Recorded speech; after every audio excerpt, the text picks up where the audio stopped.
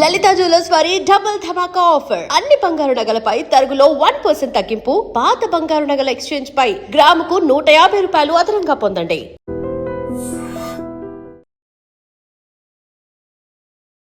నమస్కారం, welcome to I dream. ధర్మ మార్గం విత్ విజిత కార్యక్రమానికి స్వాగతం.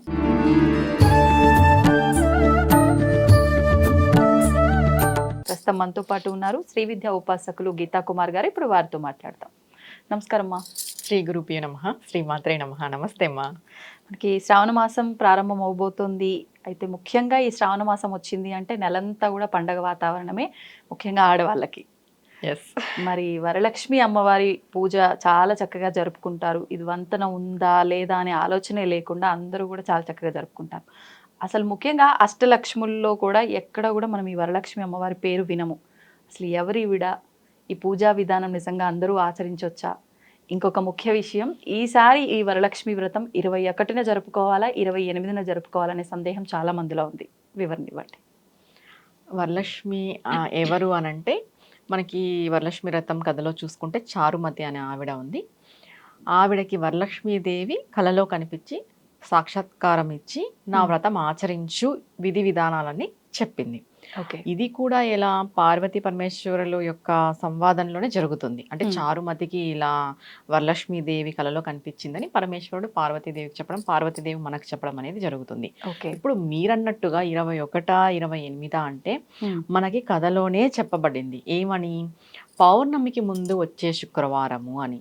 అవును, ఇప్పుడు మనం వ్రత కథలోనే చదువుతున్నాం పౌర్ణమికి ముందు వచ్చే శుక్రవారము అని. మరి ఇంకా డౌట్ అవసరం లేదు, 21 వరలక్ష్మి వ్రతం. కానీ కొంతమందికి ఎలా ఉంటుందంటే, కొంతమంది పౌర్ణమి రోజు చేసుకోవాలి అనే ఉద్దేశంతో ఉంటారు. పౌర్ణమి రోజు చేసుకోవాలనుకుంటే చేసుకోండి, కానీ శాస్త్రానుసారం ప్రకారము వ్రత కథ ప్రకారము అంటే డైరెక్ట్గా వరలక్ష్మి మాత ఈవిడకి చారుమతికి కలలో కనిపించి చెప్పిన దాని ప్రకారం అయితే పౌర్ణమికి ముందు వచ్చే శుక్రవారం రోజు వరలక్ష్మి వ్రతం అనేది మనకు క్లియర్ కట్గా తెలుసు. ఇప్పుడు మరి అంటే వ్రత కథలో పౌర్ణమికి ముందు అన్నారని చెప్పి అందరము అదే విధంగా ఆచరిస్తున్నామా అంటే కాదు. అంటే అదే రోజున అందరికీ వీలవుతుంది కాదు. అలా అని చెప్పి మిగతా వారాల్లో చేసిన పూజకి ప్రతిఫలం ఉండదంటారా? అలా ఏం లేదమ్మా. ఇప్పుడు శ్రావణ మాసంలో మనకి 4 శుక్రవారాలు వస్తాయి. ఆల్మోస్ట్ 2వ శుక్రవారమే పడుతుంది ఎప్పుడు కూడా వరలక్ష్మి వ్రతం. ఒక్కొక్కసారి 3వ శుక్రవారం, ఇంకా అది 3వ శుక్రవారం. మామూలుగా అంటే 3వ వారము 3 ఏదైనా కూడా మురికి వారము అట్లా అంటుంటాం మనం. కానీ ఇప్పుడు వరలక్ష్మి వ్రతం అందరూ చేస్తున్నారు. ఇప్పుడు వరలక్ష్మి వ్రతం చేసే రోజు అంటే మనకి పౌర్ణమి ముందు వచ్చిన శుక్రవారం కుదరని వాళ్ళు వేరే శుక్రవారం కూడా చేసుకోవచ్చు. అలాగని పౌర్ణమి రోజు కూడా చేసుకోవచ్చు. కానీ పౌర్ణమి రోజే చేసుకోవాలా, వేరే శుక్రవారాలు చేసుకోవాలి అనేది అయితే లేదు. మనం వ్రతకథ ప్రకారము పౌర్ణమి ముందు వచ్చే శుక్రవారం మీకు కుదరకపోతే ఈ శ్రావణ మాసం అయిపోయేలోగా ఏదైనా ఒక శుక్రవారం కానీ పౌర్ణమి రోజు కానీ చేసుకోవచ్చు, ఇబ్బంది ఏం లేదు. అందరికీ ఆ రోజే కుదరాలని ఉండదు కదా, లేడీస్కి ప్రాబ్లమ్స్ ఉంటాయి. ఆ విధంగా నెక్స్ట్ ఫ్రైడే కూడా మనం చేసుకోవచ్చు. ఇంకొకటి ఏంటంటే, 2nd వారం కుదరని వాళ్ళు 1st వారమే చేసుకోవచ్చా అని అడుగుతున్నారు. ముందుగానే ఇంకా వరలక్ష్మి వ్రతం ముందుగానే ఎప్పుడు కూడా అయిపోయిన తర్వాత చేసుకోండి. ఇప్పుడు వరలక్ష్మి వ్రతము 2వ వారం అట్లా మనకు అట్లా పడుతుంది. అయిపోయిన తర్వాత చేసుకోవడమో లేకపోతే పౌర్ణమి రోజు చేసుకోవడం మంచిది. ఓకే, ఇంకా దానికి వారంతోనూ తిథితోనే మనకేం ఇబ్బంది ఏం లేదు. పౌర్ణమి రోజు చేసుకుంటే మంచిది, వరలక్ష్మి వ్రతం రోజు కుదరని వాళ్ళు. ఓకే. ఇప్పుడు ఈ వరలక్ష్మి వ్రతం పురోహితుల సమక్షంలో చేసుకోవాలా, ఎవరికి వారు చేసుకోవచ్చా? చారుమతి దేవి అయితే కథలో పురోహితుల్ని పిలిచలేదు. ఇది ఎవరికి వాళ్ళు చేసుకోవచ్చు. కానీ చదవడానికి రాకను లేదా ఇబ్బంది ఉండో అలా పురోహితుల్ని పిలిచి చేసుకుంటున్నారు. అట్లని పురోహితుల్ని పిలిచి చేసుకోకూడదు అనేది ఏం లేదు. పురోహితుల్ని పిలిచినా కూడా పిలిచైనా చేసుకోవచ్చు, పిలవకోకున్నట్టు ఓన్గా అయినా కూడా చేసుకోవచ్చు. ఇది ఓన్గా చేసుకోకూడదు అనేది ఏం లేదు. ఇంకొకటి, వచ్చిన పురోహితులకి కూడా దీంట్లో మామూలుగా 9 సంఖ్యతో మనము ఈ పూర్ణాలు కానీ కుడుములు కానీ బూరెలు కానీ సమర్పించాలి అనేది ఉంటుందన్నమాట. 9 సంఖ్యతో సమర్పించాలి పురోహితుడికి కూడా. లేదు మేము పూర్ణాలు బూరెలు ఏవి చేయలేదంటే 9 పండ్లు, అంటే అట్టిపళ్ళు కావచ్చు, ఏవైనా కానీ 9 అనే సంఖ్య ప్రధానం అనమాట పురోహితుడికి. మనం దక్షిణ సమేతంగా సమర్పించేటప్పుడు వరలక్ష్మి వ్రతం ఎవరైతే పురోహితుడిని పిలిచి చేసుకుంటారో పురోహితుడికి కూడా 9 సంఖ్యతో ఏదైనా ఒకటి మీరు దక్షిణ సమేతంగా ఇచ్చుకోవాలి. ఓకే, ఇప్పుడు పురోహితుడు ఒక్క విషయంలోనే కాదు, ఈ పూజల తోరం కూడా 9 గ్రంథులతో అని చెప్పి అంటూ ఉంటారు. అసలు అంటే కొంతమంది ముడులు మాత్రమే 9 వేస్తారు, కొంతమంది పోగులు 9 వేస్తారు, కొంతమంది 9 రకాల పువ్వులు కానీ ఆకులతో కలిపి 9. అసలు ఏంటి వాస్తవం ఎలా చేయాలి? 9 పోగులు వేయాలి, 9 ముడులు వేయాలి. ఆ ముడులలో మనం పూలు కూడా పెట్టుకోవచ్చు, కొంచెం అందంగా కనిపిస్తుంది చేతికి మనం ధారణ చేసేటప్పుడు. దక్షిణ భాగే అని అంటే మామూలుగా ఎప్పుడు ఆడవాళ్ళు ఎడమ చేతికి కట్టుకుంటారు, కానీ వరలక్ష్మి వ్రతం రోజు మాత్రం కుడి చేతికి కట్టుకోవాలి. దక్షిణ భాగే అని మనం చెప్తామన్నమాట. అంటే దక్షిణంకున్న చేతి కుడి చేతికి మనం కంకణం ధరించాలి అని. ఈ 9 ఎందుకు అని అంటే మానవ శరీరంలో మనకి నవరంధ్రులు రంధ్రాలు ఉంటాయి. ఈ మన యొక్క జ్ఞానేంద్రియాలు కానీ, మన యొక్క పంచేంద్రియాలు కానీ, మన యొక్క మనసు కానీ, మన యొక్క బుద్ధి కానీ ప్రతిదీ కూడా మనం అదుపులో పెట్టుకోవాలి, మన ఆధీనంలో ఉండాలి అని చెప్పేసి ఈ గ్రంథి పూజ అనేది ముఖ్యంగా చేస్తారు. ప్రతి ఒక్కరు కూడా గ్రంథి పూజ చేసుకోవాల్సిందే ఆ రోజు. మొదటన పూజ అంతా అయిపోయినా అది ఎలా వస్తుంది అంటే ఫస్ట్ అమ్మవారి యొక్క ఆవాహన, తర్వాత ఆసనము ఇవన్నీ అయిపోతాయి కదా. 16 ఉపచారాలు అయిపోయిన తర్వాత మనం అష్టోత్తరం చదువుతాము. అష్టోత్తరం అయిన తర్వాత కథ చదువుతాం. కథ చదివిన తర్వాత గ్రంథి పూజ చేసి కట్టుకుంటారు. కొంతమంది అష్టోత్తరం అయిన తర్వాత గ్రంథి పూజ చేసిన తర్వాత అది కంకణ ధారణ చేసిన తర్వాత మరి కథ చదువుతారు. అది అటు ఇటు ఎట్లైనా చేసుకోవచ్చు, కానీ ఆ రోజు ఖచ్చితంగా చేసుకోవాలి. ఇంకొకటి మెయిన్ ఏమంటే మనం ఎప్పుడైనా వ్రతం చేసుకునే ముందుకు పోయేటప్పుడు ఏ వ్రతం చేసినా తీసుకుంటామో తీసుకోమో, వరలక్ష్మి వ్రతం చేసేకి ముందు భర్త యొక్క పాదాలను మనం మొక్కుకొని ఆయన యొక్క ఆశీర్వాదం తీసుకొని మనం వెళ్ళి పీటల పైన పోయి కూర్చొని చేయాలి. మరి దీంట్లో ఇంకొక డౌట్ ఏమొస్తుందంటే భార్యాభర్త ఇద్దరు కలిసి చేసుకోవచ్చా అంటే, భార్యాభర్త మీకు టైం ఉంటే, మీ ఆయన గారికి టైం ఉన్నా, మీ షెడ్యూల్ బట్టి టైం ఉంటే ఇద్దరు కలిసి చేసుకోవచ్చు. లేదు అంటే ఆడవాళ్ళు మాత్రమైనా చేసుకోవచ్చు. ఏదో ఆడవాళ్ళు మాత్రమే చేసుకుంటే ఏదో అయిపోతుంది అనేది ఏం లేదు, ఆడవాళ్ళు మాత్రమైనా కూడా ఈ వ్రతం చేసుకోవచ్చు. ఇంకొకటి దీంట్లో పెళ్లి కాని వాళ్ళు చేసుకోవచ్చా అనేది ఒకటి డౌట్ ఉంటుంది. పెళ్లి కాని అమ్మాయిలు కూడా ఈ వ్రతం చేసుకోవచ్చు. ఇంకొక డౌట్ ఏంటంటే పూర్వ సువాసినులు చేసుకోవచ్చా? పూర్వ సువాసినులు కూడా ఈ వ్రతం చేసుకోవచ్చు, దాంట్లో ఏ ఇబ్బంది లేదు. చారుమతి దేవి ఆవిడ యొక్క గుణగణాలను మెచ్చి వరలక్ష్మి దేవి ఆవిడకి సాక్షాత్కారం ఇచ్చింది. అవును, ఆవిడ గుణగణాలు ఎలా ఉన్నాయి? పెద్దలకి గౌరవించడము, భర్తని అనుగమించి నడవడము, భర్తను అనుసరించి ఉండడము, మంచిగా ఇంటి బాధ్యతలు అన్ని చూసుకోవడము. దీన్ని బట్టి ఆమె యొక్క పాతివ్రత్యాన్ని మెచ్చి అమ్మవారు సాక్షాత్కారం ఇచ్చింది. అంతే తప్ప నువ్వు ఇలా ఉన్నావు అలా ఉన్నావు అంటే నువ్వు పూర్వసువాసిన అదంతా అక్కడ మనకి అంటే దాన్ని మనం తీసుకునే అవసరం లేదు. పూర్వ సువాసినులైనా కూడా ఈ వ్రతం చేసుకోవచ్చు. దీంట్లో ఏం సువాసినిలే చేసుకోవాలని ఎక్కడ మనకి వ్రత కథలో కూడా ఏం చెప్పలేదు. దీంట్లో మనం ఆ విషయంలో ఆలోచన చేసే అవసరం కూడా లేదు.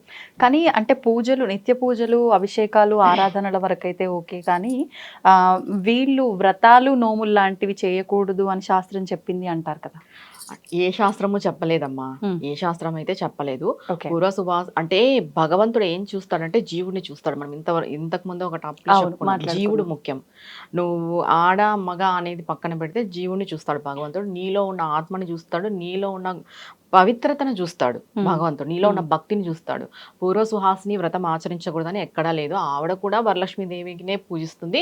ఆవిడకు కూడా వరలక్ష్మీదేవి ఒకటే దేవినే. అంటే సువాసినికి మాత్రమే వరలక్ష్మీదేవి, పూర్వ సువాసినికి వరలక్ష్మీదేవి కాదని ఎక్కడ చెప్పబడలేదు. వరలక్ష్మి అని అంటే ఎందుకు మనకి అష్టలక్ష్ములు వేరు, వరలక్ష్మి వేరు. అష్టలక్ష్ములు వాళ్ళ గుణాలు మనకు తెలుసు, ఒక్కొక్కరు ఒక్కొక్కటిని మనకి ప్రసాదిస్తారని. వరలక్ష్మి అనేది ఎందుకు వచ్చిందంటే అన్ని వరాలను కలిపి ప్రసాదించే తల్లి వరలక్ష్మీదేవి. అలాంటి అన్ని వరాలను ప్రసాదించే తల్లిని పూర్వ సువాసినులు కూడా పూజించవచ్చు. వాళ్ళకి కోరికలు ఉండవా? వాళ్ళకి సంకల్పాలు ఉండవా? చెప్పు. వాళ్ళకి తగిన కోరికలు ఉంటాయి కదా, వాళ్ళు కూడా వరం పొందాలి కదా అమ్మవారి నుండి. వాళ్ళు చేసుకోకూడదు అనేది అయితే ఎక్కడా లేదు. ఓకే, ఇప్పుడు కొంతమంది కలశం పెట్టి చేస్తారు, కొంతమంది మామూలుగా పసుపు ముద్దని పెట్టి అమ్మవారిగా భావన చేస్తారు, కొంతమంది నార్మల్గా ఇంట్లో ఉండే లక్ష్మీ అమ్మవారి పటానికే రోజు నిత్య దీపారాధన చేసినట్టుగానే కొంచెం విశేషంగా నైవేద్యం ఏదైనా నివేదన చేయటం తప్ప ఇంకా ఎక్స్ట్రా ఏం చేయరు. అసలు ఎలా చేసుకున్నప్పటికీ కరెక్ట్ పద్ధతి అంటారా? వరలక్ష్మి వ్రతానికి అయితే కంపల్సరీ కలశారాధన ఉండాలి. ఓకే, మీ ఇంట్లో కలశం పెట్టుకోవడం లేకపోయినా కూడా ఆ రోజు ఆ వ్రతానికి కంపల్సరీ కలశ స్థాపన అనేది ముఖ్యమైనది. ఎందుకంటే అమ్మవారి యొక్క ఆవాహన మనం ఆ కలశ స్థాపనలోనే చేస్తాము. ఈ కలశ స్థాపన చేసే సమయంలో కూడా ఈ పంచపల్లవాలు అనేటివి మనం ఉపయోగిస్తామంటే మర్రి, రావి, చువ్వి, మామిడాకులు, ఇంకా దాంట్లోకి ఇంకా సుగంధ ద్రవ్యాలు, జాజికాయ, జాపత్రి, ఇలాచి, పసుపు కొమ్మ, ఖర్జూరము, పచ్చకర్పూరము, జవ్వాది, ఇవన్నీ సుగంధ ద్రవ్యాలన్నీ వేసి కూడా మనం కలశ స్థాపన అనేది చేసుకుంటాము. ముందుగా ఈ కలశ స్థాపన చేసే ముందు గోమయంతో మనం ఖచ్చితంగా అలకాలి. మనం ఎక్కడైతే కలశ స్థాపన చేస్తామో అక్కడ. ఈ కలశ స్థాపన చేసేకి ముందు మనం వ్రత కథను కూడా చదవాలి. ప్రతి ఒక్కరు ఏ వ్రతం చేసినా ముందు మనం ఆ వ్రత కథను చదివితేనే మనకు తెలుస్తుంది ఏంటి అనేది. అందరికీ తెలుసు వరలక్ష్మి వ్రతం ఎలా చేయాలి అని, కొన్ని ఏళ్ళుగా చేసుకుంటూ వస్తున్నాం కాబట్టి జనరల్గా మనం ఎప్పుడు చెప్పుకున్నట్టే చెప్తున్నాను. మనం ప్రదక్షిణ చేసేలాగా ఉండాలి మండపం అనేది. ఇప్పుడు గోడకి పెట్టేసేసి అమ్మవారి ముందర 3 ప్రదక్షిణలు చేస్తామంటే కుదరదు. కంపల్సరీ ఆ కలశం మనం స్థాపన చేసిన తర్వాత పూజ అనంతరం మనం 3 ప్రదక్షిణలు చేసేలాగా వీలుగా మీరు ఏర్పాటు చేసుకోవాలి. ఎవరైనా సరే ప్రదక్షిణ చేసేకి వీలుగా లేకోకున్నట్టు చేసుకోకూడదు. కంపల్సరీ మనం చుట్టూ తిరగాలి. మెయిన్ గా మీరు ఎంత పెద్ద బొమ్మన్నా పెట్టండి, ఫోటోలు పెట్టండి, ఎంత అలంకరణలన్నా చెయ్యండి, కానీ కలశం మెయిన్ ముఖ్యమైనది.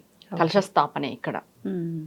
అంటే మీరు అన్నారు ఎంత పెద్ద విగ్రహం అయినా బొమ్మలైనా అని, చాలా మంది అలా పెట్టొద్దు అనే చెప్తున్నారు. నిజంగా పెట్టడం ఎంతవరకు కరెక్ట్ అంటారు? ఇంతకు ముందు స్టార్టింగ్ లో ఎలా ఉండేదంటే వరలక్ష్మీదేవి వ్రతము అంటే కలశం పెట్టేసి కలశానికి ఏదో వెండి ముఖము లేదా ఎల్లో కలర్ ఫేస్ పెట్టేసి అలా చేసుకునేవాళ్ళు. ఇప్పుడు మనకి మార్కెట్లో అన్ని చాలా అవైలబుల్ ఉన్నాయి. పెద్ద పెద్ద బొమ్మలు పార్ట్స్ తీయడము, అతికించడం ఇదంతా ఉంటుంది. అది మీ గృహం యొక్క అలంకరణకే అంతే. వచ్చిన వాళ్ళు చూస్తారు, మీరు చూస్తారు, మీ యొక్క మనసు ఆనందింపజేయడానికే తప్ప అది మెయిన్ అని నేను చెప్పను. అది మన వరకు మాత్రమే. నేను ఇలా అలంకరణ చేసుకోవాలి, అమ్మవారిని నేను ఇలా చూసుకోవాలి, నాకు అలా చూసుకుంటే ఒక తృప్తి అనే ఫీలింగ్ అది మన వరకు మాత్రమే.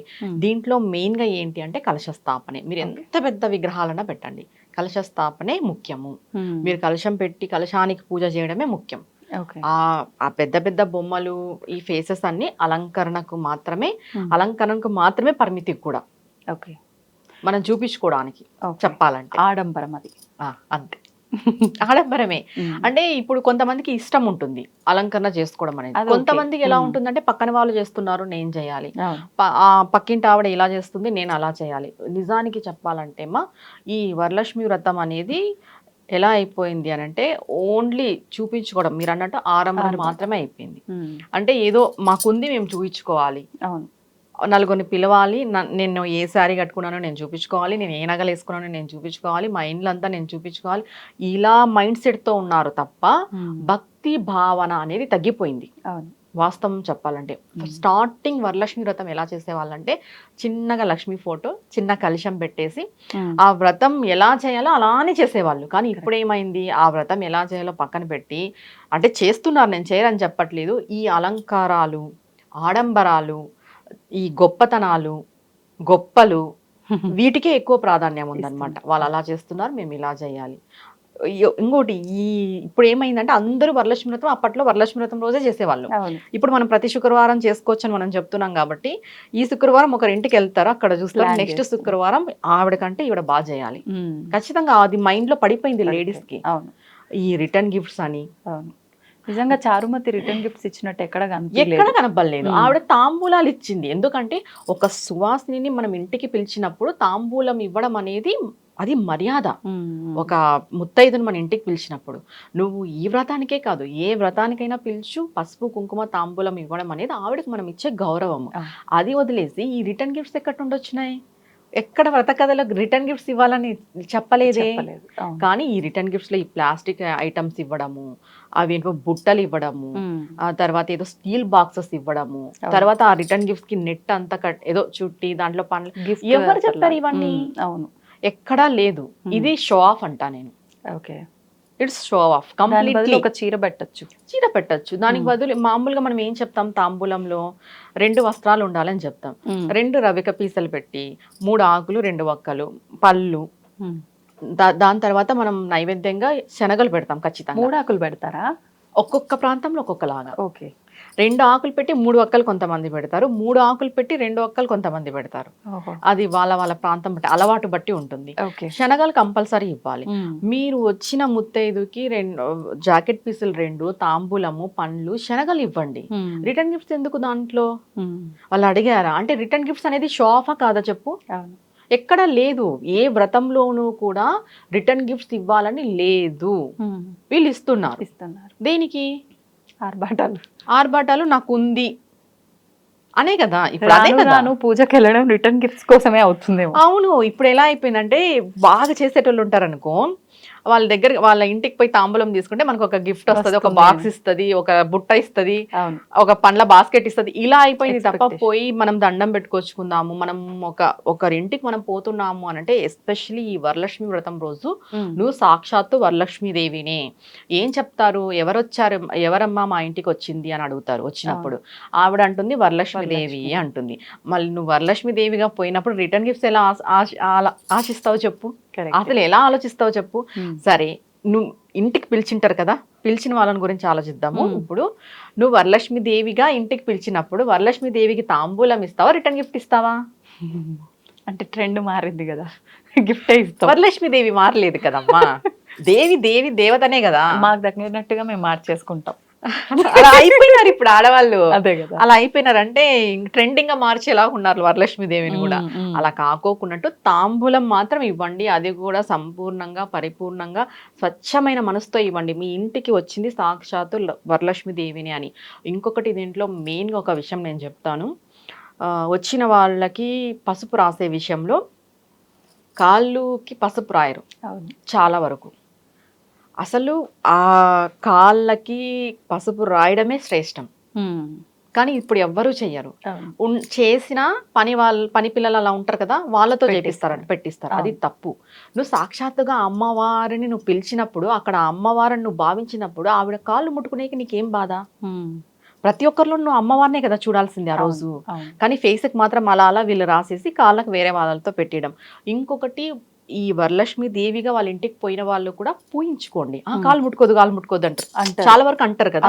అలా లేదు. ఆ రోజు మీరు దేవతగా వాళ్ళ ఇంటికి వెళ్ళారు, దేవతకి చేయాల్సినవన్నీ కూడా కైంకర్యాలు వీళ్ళు చేయాలి. వయసులో చిన్నైనా పెద్దయినా ఇవి కంపల్సరీ ఆచరించాలి. ప్రతి ఒక్కరు కూడా కాళ్ళకి చేతులకి ముఖానికి తక్కువగా పూసుకున్న, చేతులకి కాళ్ళకి నిండుగా పూసుకోవాలి. ఎవరైతే వ్రతం ఆచరించారో వాళ్ళే కాళ్ళకి పసుపు రాయాలి కూడా. ఇది మెయిన్. వ్రతం ఆచరించిన వాళ్ళు కాకోకున్నట్లు ఇంట్లో తెలిసిన వాళ్ళు, పని పిల్లలు, వాళ్ళు వీళ్ళు ఉంటే వాళ్ళతో పోయించకూడదు. వాళ్ళకు వెళ్ళిపోతుంది ఫలితం అంతా, చేసిన వాళ్ళకి ఏమి ఉండదు.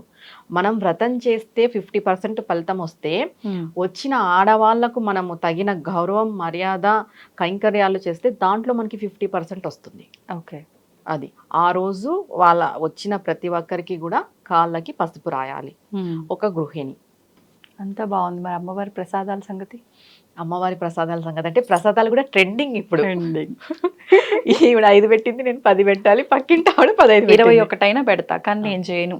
అవి కూడా ఆర్డర్ ఇస్తాం మేము. అది కూడా ఇప్పుడు మనం చూస్తున్నాం కదా, శ్రావణ మాసంలో మేము బూరెలు చేస్తాము, గారెలు చేస్తాము. ఇవన్నీ కూడా శ్రావణ మాసం ప్రసాదాలు అని ఆన్లైన్ లో సేల్ లాస్ట్ ఇయర్ నుండి వస్తున్నాయి. ఆన్లైన్ లో తెప్పించి పెడతాం. ఏం ప్రయోజనము? ఏముంది అక్కడ ప్రయోజనము? నువ్వు కష్టపడి నువ్వు చేసి పెడితే అదొక తృప్తి కదా. అంటే అట్లా ఎందుకు అనుకోవాలి? మన ద్వారా ఒకరికి ₹1 వెళ్తుంది అంటే అది అమ్మవారు వాళ్ళు బిజినెస్ చేసుకుంటున్నారు. అవును, వాళ్ళ బ్రతుకు తెరువు అది. నీకు ఉంది, నువ్వు చేస్తావు. లేని వాళ్ళైతే సొంతంగా చేసుకుంటారు కదా. నీకు ఉంది అంటాం కదా, ఉన్న ఆవిడ ఎలా అయినా జుట్టు ముడి వేస్తుంది, లేని ఆవిడ ఏం వేస్తుంది అని అలా ఉంటుంది అనమాట. ఇలాంటివి మాట్లాడుకుంటే మనం ఓన్గా చేసుకొని పెట్టుకోవడం మంచిది. ఒకవేళ మీరు భోజనాలు అలాంటివన్నీ, కొంతమంది భోజనం పెట్టిస్తారు, అలా అప్పుడు క్యాటరింగ్ ఇవ్వక తప్పదు. కానీ ఇంట్లో ఖచ్చితంగా మీ చేతుల మీదుగా కొన్ని ప్రసాదాలు అనేవి మీరు చేసుకోవాలి. ఇప్పుడు శనగలు నానబెట్టేస్తాం, అవి నానబెట్టిన శనగలు ఇస్తాం. అది మెయిన్. మీరు ఏది పెట్టకపోని అది మెయిన్ గా పెట్టాలి. దాని తర్వాత పానకం, వడపప్పు పెడతాం. ఇవి 2 మెయిన్. దీని తర్వాత ఇప్పుడు పూర్ణాలు కానీ, బూరలు కానీ, లేదంటే అమ్మవారికి పాలతో చేసిన పదార్థం కానీ, పాయసం కానీ, లేదంటే ఇది చెప్తారు కదా కోవా, పాలకోవా ఇంట్లోనే చేస్తారు. అది బాగా మరిగి చేస్తే ఇంట్లోనే చేసి చాలా చాలా మంచిది. మామూలుగా దీపావళి రోజు కూడా లక్ష్మీదేవికి అది పెడతారు ఇంట్లో చేసిన కోవా. మేమైతే అదే పెడతాం ఇంట్లో చేసి, పాలకోవా దీపావళి రోజు. అలా పాలతో చేసిన పాయసము, అన్నం పాయసము, చక్కెర పొంగలి, స్వీట్ పెట్టండి. ఇప్పుడు పులిహోర, చిత్రాన్నం, ఇలా లెమన్ రైస్, చింతపండు పులిహోర, ఇలాంటి ఈ కారం బదులు స్వీటే పెట్టండి. లక్ష్మీ అమ్మవారికి ఎక్కువగా తెలుపు రంగులో ఉండే ప్రసాదాలు పెట్టాలంటారు, నిజమేనా? అందుకే పాలతో చేసిన పదార్థాలు అనేటివి మెయిన్. బెల్లం అన్నము, శ్రేష్టమైనవి ఉన్నాయి మనకి నైవేద్యాలు కూడా.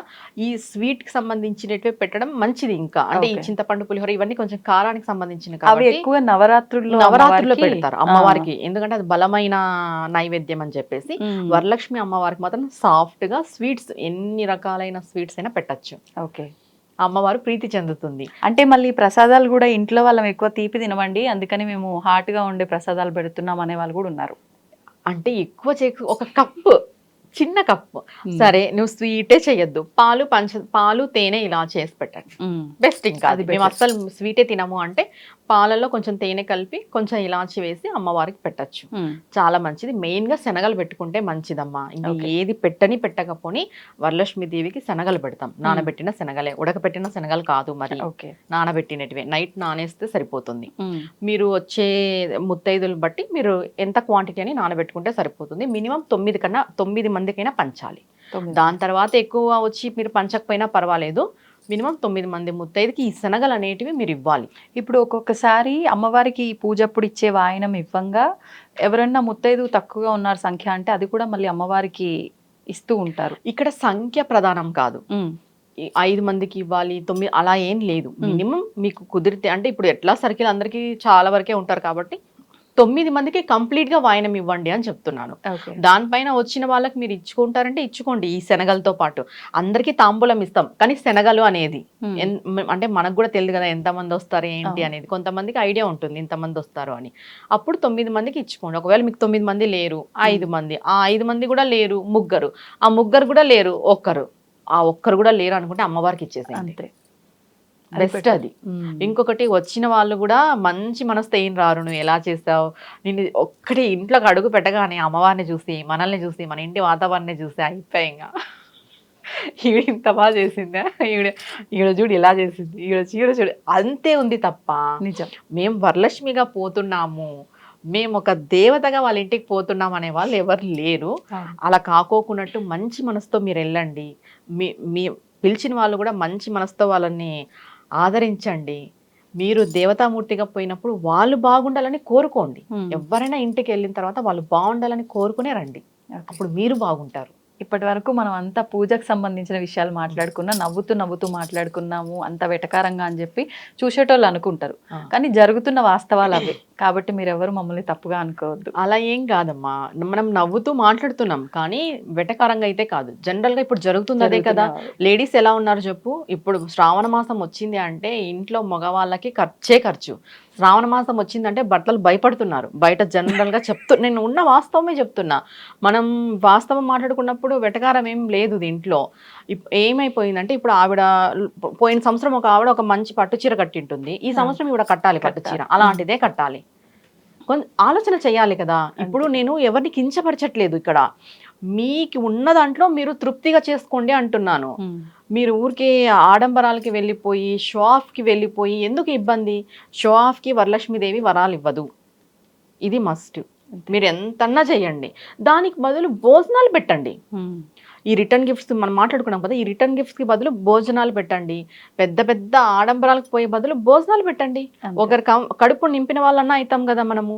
అంటే పూజ చేసుకోండి, సాంప్రదాయబద్ధంగా చేసుకోండి. ఎక్కడా మనకి వరలక్ష్మి వ్రతానికి రిటర్న్ గిఫ్ట్స్ ఇవ్వాలని ఎక్కడా లేదు.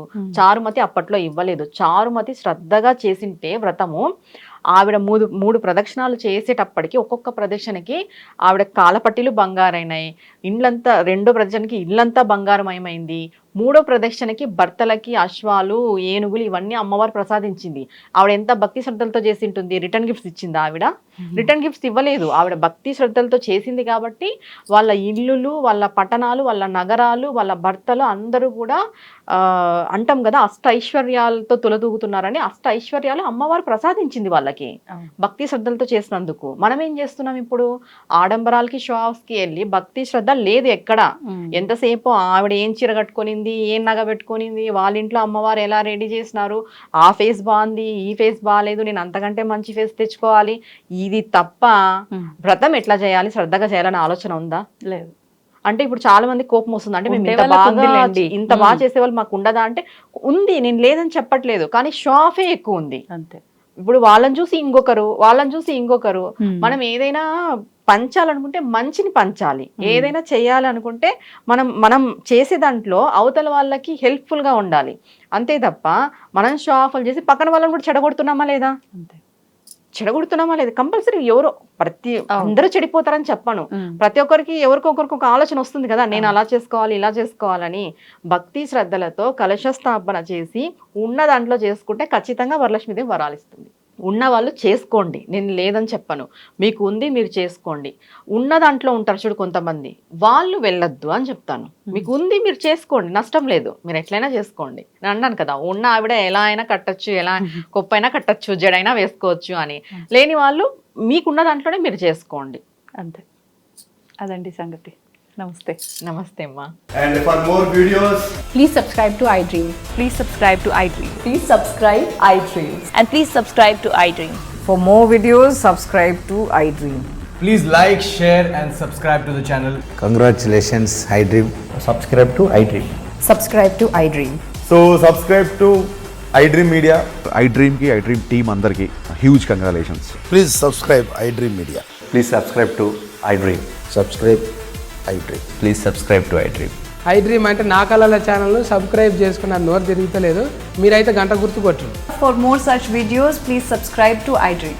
Subscribe to iDream. Please subscribe to iDream. Please subscribe iDream Media. Please do subscribe to iDream. Please subscribe to iDream Media. For best entertainment and information, please subscribe iDream. And don't forget to subscribe to iDream.